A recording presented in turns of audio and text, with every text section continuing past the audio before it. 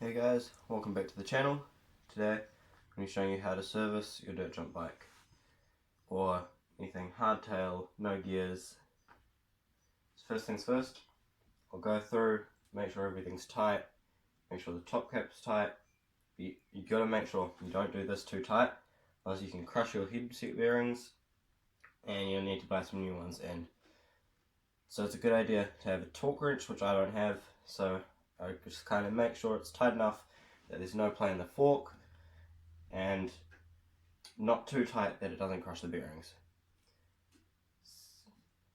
So just go through, tighten all your bolts, make sure they're all tight, and then we'll move on to the next step. Also, I forgot to mention, these are the tools and things you'll need to service your bike. You'll need grease, spanners. I just need a 15mm because that's the type sort of bike I have, so that's the only size I'll need. Allen keys, and possibly a shock pump depending how stiff your fork is. The shock pump will also depend on whether your fork is an air fork or coiled. You'll be able to tell. Here's my fork. You'll be able to loosen these. Underneath you'll either have a valve or a spring. So you can also tell by underneath you'll have different sort of knobs. So that's, you can tell with that. So right now, just going through, making sure my bolts are tight, checking this, making sure that the gap on the top and the gap on the bottom are the same width. You don't want these to be loose. But another good thing to do while you're here is to take these off actually, and make sure that these all, just make sure you've got a little bit of grease on each one. Any metal on metal surface should be greased. So it's a good idea to take off these bolts, make sure there's a little bit of grease under each one. I'm taking them out one at a time, so you just want to get a little bit of grease, not too much, and just put it on this bolt. It's just the littlest amount of grease, just enough that it won't start to do stuff. Just a little bit of grease and you're good to go. Do that to all 4 bolts and then we'll move on to the next step. So the next step, get your another Allen key and take off this top plate. You're going to want to take this off so that you can get in with the fork and re-grease your stereo tube. So you'll need to undo that top cap and undo these pinch bolts on your stem. This way you can get down to the fork and re-grease your stereo tube. Okay, so this is 100% or probably the most difficult part of your bike wheel. You need to take off this top cap, the bit that holds your fork in. It's not too hard, it's not really hard at all, but it's probably going to be the hardest step and most frustrating. And you'll want to take off your bars with your stem. I like to use the brake and the handlebar and just rest that on my frame. Sometimes, maybe not with this bike. Works with other bikes, but maybe not this one. Then you'll want to take off these spacers. And you'll want to pop out your fork. Sometimes it gets a little stuck. Just get a spanner, hit the sides gently. And it should come loose. Your fork should pop out just like that. Now you're going to want to take out all of these bearings. Make sure you remember which way they go in. I normally keep them all together so that it's easy to remember. And then you just pull out your fork. It's as easy as that. And then you just got to find some way of resting your bike down without everything falling over. And that's normally the most difficult part. Just like that. So once you've done that, you'll have your fork with your wheel on it. So you'll see on here, you've got this bearing, crown racer, and in some cases you'll have a rubber thing. So you'll take off this bearing, take that off. You're going to want to grease this bearing and all up here. So you'll grab your grease tube, or your can of grease or whatever. Grab a good amount, just put it on your finger. Just wipe all the way up the steer tube.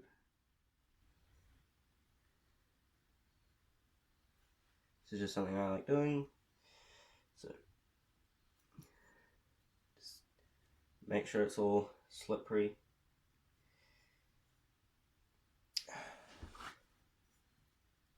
Just like that. You make sure you get some grease down on this crown racer down here.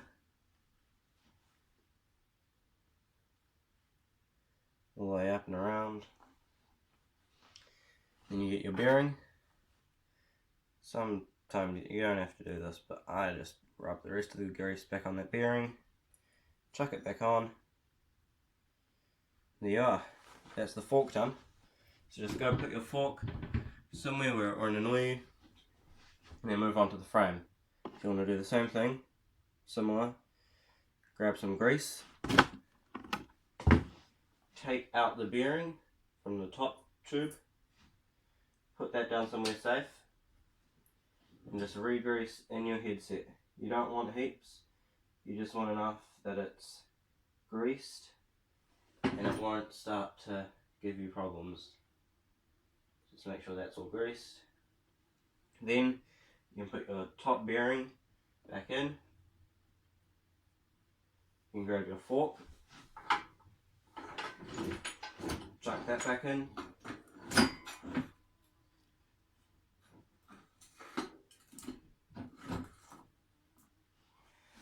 Then you're going to grab your bearing or headset stuff, chuck that on. Your spacers, so I've got, these are what your spacers should look like. You don't need them as that many, it just depends how high you like your bars or how low. Then you get your bars, put them back on, grab the top cap, and put some grease onto that bolt, just like you did in the faceplate. Screw that back on. Remember to make sure it's not too tight, and so that you don't crush your bearings.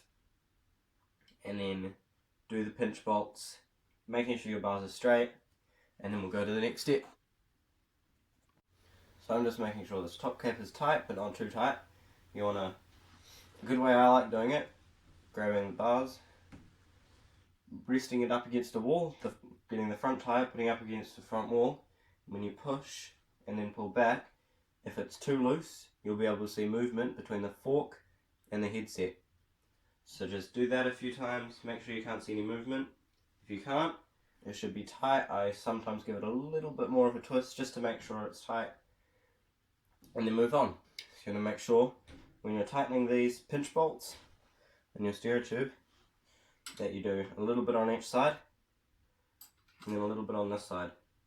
The reason for that is because if you had both bolts on this one side, it would slowly start to pull it around. So the reason for this is you have a little bit on that side, a little bit on that side, keep going like that until it's tight, your bars don't, and your fork moves with your bars. Make sure it's tight so that your wheel doesn't move, and then you'll be good to go. Another little thing I like doing is to adjust your cockpit. So that's where your handlebars are, up here. On this, on a dirt jump, it's very simple. You only have one brake. So just organize it so that it's good that way and good this way. So that when you grab it, if you have good brakes, you should be able to, when you move it, do one finger braking. One finger braking is so much better than two finger. You just have way more control. So if you're doing two fingers, you've got not much strength in these fingers. So just like this, way more control, way easier, way faster. So just organize it. You should be able to do that. Know if you're standing up heaps, sitting down heaps, so that you can tell where you want your brake, and just organize it how you like it. Next thing you'll want to do is grease your bottom bracket. I've got the bike sitting upside down, sitting on a chair so that you can see what I'm doing. So you've obviously got your cranks, your chain, your pedals. I have a bash guard on mine because it just protects the chain if I smash it on something. I've got my chain real tight so it doesn't come off, and it kind of stops the cranks, slows them down, so when you're doing big tricks and stuff, your pedals don't spin. So you'll want to grab your Allen keys, figure out what size it is, and loosen this bolt. You might have different cranks to me. This is just what I've got. You might not have different, you might need different tools, so just make sure. Have a look at your crank. So once you've loosened that, you should have something a bit like that come out. Put that to the side. And now this side crank should come out. Just like that. Take your chain off. And there you go. There's your crank, and your pedal, and your bash guard, and your chain ring. I'm grabbing my grease, and I'm just gonna grease this, and just make sure that it's not too dry. If you don't want it dry, any metal on metal surface, you should have greased. And then same thing on this bolt that you took out earlier. Make sure that's all well greased. And then put this back in. Make sure it's straight. You don't want some bent cranks. And then screw it in. But I've made a mistake. Make sure your chain's on first, otherwise it's going to be very difficult. Put your chain on, then put your crank back on, and then put your bolt in. And then repeat the process on the other side. This bolt should be done up as tight as you can get it. There's nothing in there to crush. As tight as you can. And just because if you don't do it tight, they'll come loose. You'll ruin the spline. So just, you can use things for leverage. So you could get a spanner, a pipe, something, or just anything. I've got a handlebar, so I could stick it in there. Just get as much leverage as you can and get it as tight as you can. Here's my handlebar with the Allen key inside. Just getting heaps of leverage, making sure it's really tight. And there you go. Now repeat the process on the other side. One thing you want to do when you're servicing your bike is making sure your wheels are trued. So if you have a truing stand, then you can just chuck it in there. You should know how to use it. If you don't, another trick that I've learned is just between the fork, putting a zip tie down at the rim.